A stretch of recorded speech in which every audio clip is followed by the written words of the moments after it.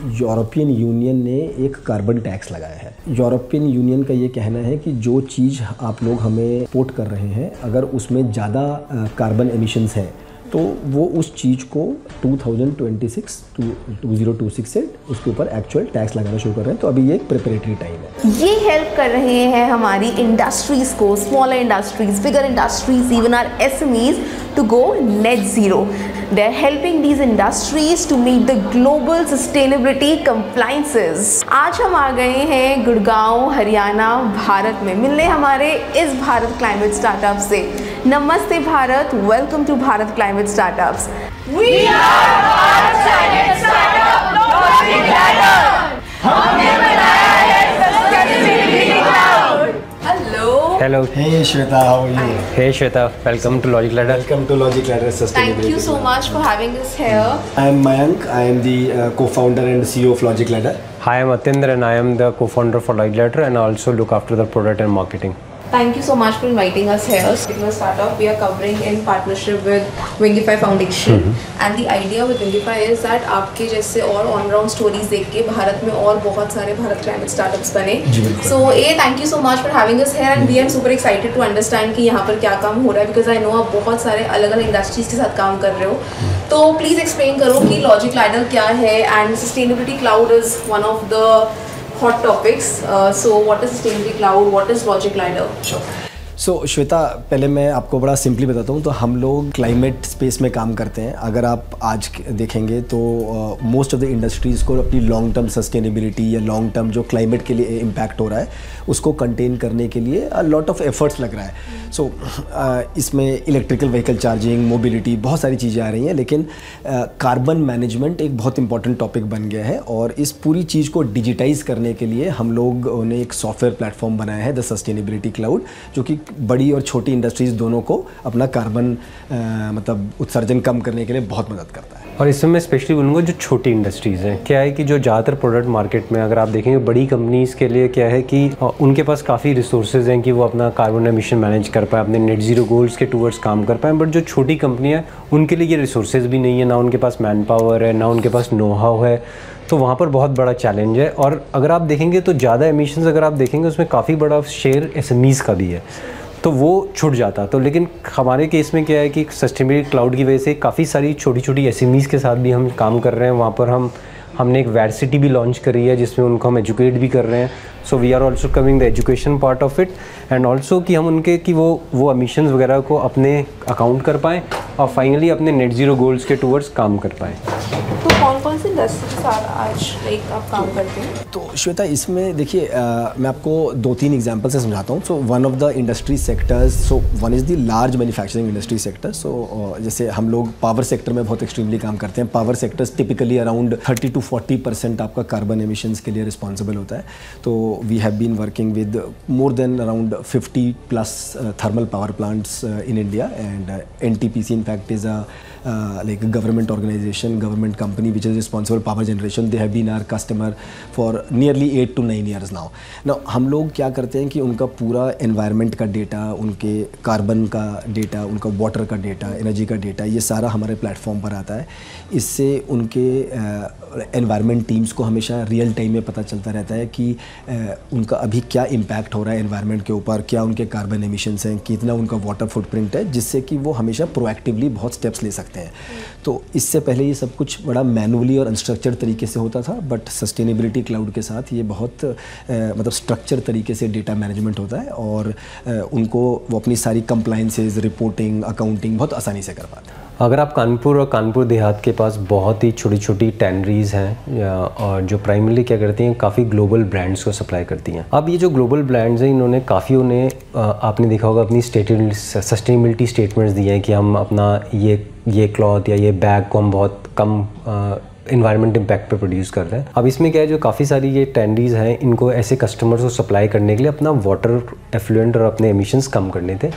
और ये छोटी कंपनीज़ हैं, इनके पास बहुत ज़्यादा रिसोर्सेज नहीं है कि ट्रेन मैन पावर या कुछ हो। तो वहाँ पर हमने करीब ये 300 या 400 जो हमारी ये कानपुर में टेक्सटाइल इंडस्ट्री है, इसके लिए हमने काम किया है कि जिनको हमने उनको हेल्प किया है कि उनके प्रोडक्ट मोर सस्टेनेबल और ग्रीन बने। और जो ये बड़े ब्रांड्स हैं जो इनको ये ग्लोबली एक्सपोर्ट करते हैं, कंटिन्यू करके एक्सपोर्ट करते रहें। We also serve large enterprises, like जैसे मैं आपको एग्जांपल देता हूँ, we are currently working with a very eminent global customer called Logos Property. तो ये basically like supply chain and logistics से रिलेटेड है। सो वो लोग इंटीग्रेटेड लॉजिस्टिक पार्क्स प्रोवाइड करते हैं। बेसिकली जो लार्ज कंपनीज होती हैं लाइक जैसे अमेजॉन, फ्लिपकार्ट, इन सब को सर्विसेज प्रोवाइड करना in terms of warehousing and integrated logistics. And वहाँ पे एक बहुत बड़ा चैलेंज है कि कैसे आप अपने कार्बन फुटप्रिंट्स को डिक्रीज़ कर पाएँ। तो हमने जब इस सेक्टर में काम करना स्टार्ट किया तो हमें रियलाइज़ हुआ कि जो हमारा प्लेटफॉर्म है सस्टेनेबिलिटी क्लाउड, वो क्या करता है, हम लोग रियल टाइम में सारा एनर्जी का डेटा लेते हैं, एनवायरनमेंट का डेटा लेते हैं, वाटर का डेटा लेते हैं, वेस्ट जनरेटेड का डेटा लेते हैं। इस सारे डेटा को एक साथ लेकर आते हैं और फिर इससे बहुत सारे डैशबोर्ड्स, रिपोर्ट्स, जो कि आपने हमारे प्रोडक्ट मैनेजर कृषांक ने आगे फर्दर बताया था आपको, तो उससे हम वो अवेयरनेस क्रिएट करते हैं with in the enterprises, plus उनके जो एनी रिलेटेड कंप्लायंसेस होते हैं वो मीट कर पाते हैं बहुत आसानी से। And then we are able to actually imbibe sustainability into the daily fabric of that company. What is the Indian landscape like? मतलब अभी इसे जिस तरीके का काम आप कर रहे हैं, ऐसे और कंपनीज अभी इंडिया में हैं या फिर मतलब क्या अपॉर्चुनिटी है इस सेक्टर के लिए अभी, कार्बन मैनेजमेंट, अकाउंटिंग या scope 1, scope 2, scope 3? And I was very surprised कि आप लोग स्कोप 3 एमिशंस भी कर रहे हैं। I think which is very futuristic because not many people are doing scope 3 because scope 3 is challenging. तो आपको क्या लगता है कि क्या मार्केट सिनेरियो है अभी इस पर्टिकुलर इंडस्ट्री का?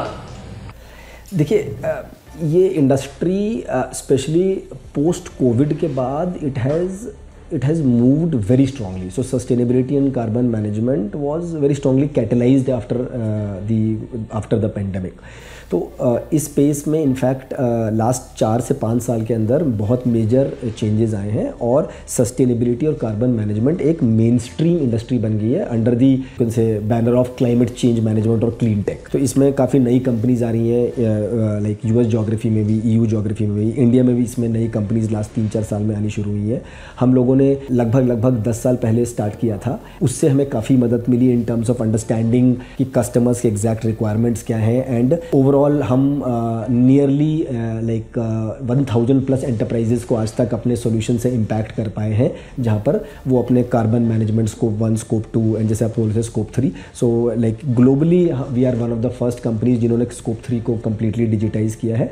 सो स्कोप 3 हम सारी 15 कैटेगरीज करते हैं। एंड आपने पूछा जैसे मार्केट, तो अगर आप देखेंगे 2011 में जब हम शुरू कर रहे थे तो मार्केट में बहुत ज़्यादा डिमांड नहीं थी। लेकिन अभी कोविड के बाद काफ़ी 3 बहुत बड़े रीज़न है कि ये डिमांड इस इंडस्ट्री में और अचानक से इस इंडस्ट्री का साइज़ कैसे बढ़ गया। पहले आप देखेंगे तो रेगुलेशंस तो ग्लोबली हो रहे हैं क्योंकि पब्लिक इम्पैक्ट की वजह से रेगुलेशंस होने भी हैं। तो एक रीज़न वो है कि रेगुलेशंस टाइट होने की वजह से अब कंपनीज़ को have to do all of this. Second बहुत बड़ा रीज़न है कि अगर आप देखेंगे जेनजी एंड वो सब एजुकेशन सिस्टम में इन्वायरमेंट 2000 के बाद काफ़ी पढ़ाने लगे बच्चों को। जब बच्चों को इन्वायरमेंट के बारे में पढ़ाने लगे तो काफ़ी लोग ये इन्वायरमेंटली कॉन्शियस भी हो गए कि हमें ये करना है। तीसरी है कि इन्वेस्टर्स, अब बहुत सारे अगर आप देखेंगे तो ESG फंड्स हैं जो चाहे ग्रीन फंड्स। अब इनके मैंडेट है कि आपको सिर्फ उन कंपनियों को पैसे देना है जिनकी प्रैक्टिस ग्रीन है इनमें। सो अब उसके लिए क्या है कि तीसरा पुश है इन्वेस्टर एंड स्टॉक मार्केट से।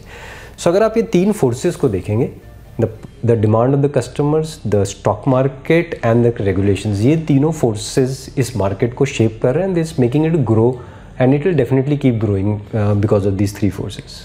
And आपने एक और चीज़ के बारे में बात की थी ना, CBAM। हाँ जी। तो वो एक्सप्लेन करो कि वो क्या है एंड इस टाइम पे वो क्यों इतना is like the top of the town, because obviously steel sector is growing and considering the current market situation I think infrastructure is one of the most booming sectors of at least of this financial year. CBAM क्या है, इसे simplest तरीके से समझिए, carbon border adjustment mechanism. ये European union ने एक carbon tax लगाया है। ये क्या है, यूरोपियन यूनियन का ये कहना है कि जो चीज़ आप लोग हमें एक्सपोर्ट कर रहे हैं, अगर उसमें ज़्यादा कार्बन एमिशंस हैं तो वो उस चीज़ को 2026 से उसके ऊपर एक्चुअल टैक्स लगाना शुरू कर रहे हैं। तो अभी ये एक प्रिपरेटरी टाइम है। इससे जो सेक्टर्स शुरू में बहुत ज़्यादा इम्पैक्ट हो रहे हैं वो बेसिकली आपका iron and steel, aluminium, fertiliser, 6 sectors हैं। बट इंडिया में टिपिकली आपका आयरन एंड स्टील और एल्यूमिनियम बहुत इम्पैक्ट हो रहा है। और ये आपके प्राइमरी स्टील सेक्टर्स हैं और सेकेंडरी स्टील, बिकॉज बहुत सारे छोटे छोटे जैसे कंपोनेंट्स हैं, ऑटो कंपोनेंट्स, फास्टनर्स, ये सब सारा उससे इम्पैक्ट होता है। तो यहाँ पर हमने ऑलरेडी उसको फुल्ली डिजिटाइज कर दिया है और ऑलरेडी हम इंडिया में काफ़ी सारे कस्टमर्स को वो दे चुके हैं एंड वो इस रेगुलेशन के साथ अपने एक्सपोर्ट्स को बहुत अच्छे से मेंटेन कर पा रहे हैं, जिसकी वजह से जो मतलब इंडिया का जो फॉरेन लाइक अर्निंग्स है in terms of these small export sectors, मतलब we can contribute a lot so that they are not impacted at all. कि बहुत इजीली कोई भी कस्टमर लाइक ऑनलाइन परचेज करके इसको इम्प्लीमेंट करके और अपनी कंप्लाइंसेस को मैनेज कर सकता है for European union and in fact इसको हम लाइक नेक्स्ट कैलेंडर ईयर से मोर देन 20 कंट्रीज़ में बेचना भी शुरू कर रहे हैं। अगर आप इसमें देखें दोनों चीज़ें आ रही हैं कि एमिशंस पर टन ऑफ प्रोडक्ट कितना है जो आपको दिखा, और नीचे उसका एक फाइनेंशियल इम्पैक्ट भी है कि आपका यूरोप में आपको कितना टैक्स इसके ऊपर जो इम्पोर्टर है वो कितना पे कर रहा है और आपका प्रोडक्ट कितना सूडो महंगा हो जा रहा है। तो ये अगर आप देखेंगे तो इसका ये इम्पैक्ट भी है कि कितना अमाउंट, कितना रिबेट एंड आपको ये क्लियर पड़ेगा। Thank you so much for hosting us here and like मतलब मुझे पर्सनली ऐसा लगा जो आपने सेक्टर चूज़ कर like you are obviously doing with bigger companies but SMEs I think, क्योंकि बड़ी कंपनीज तो फिर भी like they have other options available but SMEs कैसे करें एक्चुअली हेल्पिंग एसएमईज डिकार्बनाइज, तो दैट इज आई फील कि वो एक बहुत ही इंपॉर्टेंट पार्ट है of the entire climate ecosystem today. So thank you so much for having us here and thank you for sharing the work you're doing here. So thanks a lot Shweta for sharing our story and giving us this opportunity and I'm sure this will help us benefit a lot more people. 100%. Yeah, thank you Shweta for this time. Yeah. Thank you. This was a story from Gurgaon, Haryana, Bharat. Keep following Bharat Climate Startups for more such stories क्योंकि अब भारत का हर startup होगा Bharat climate startup.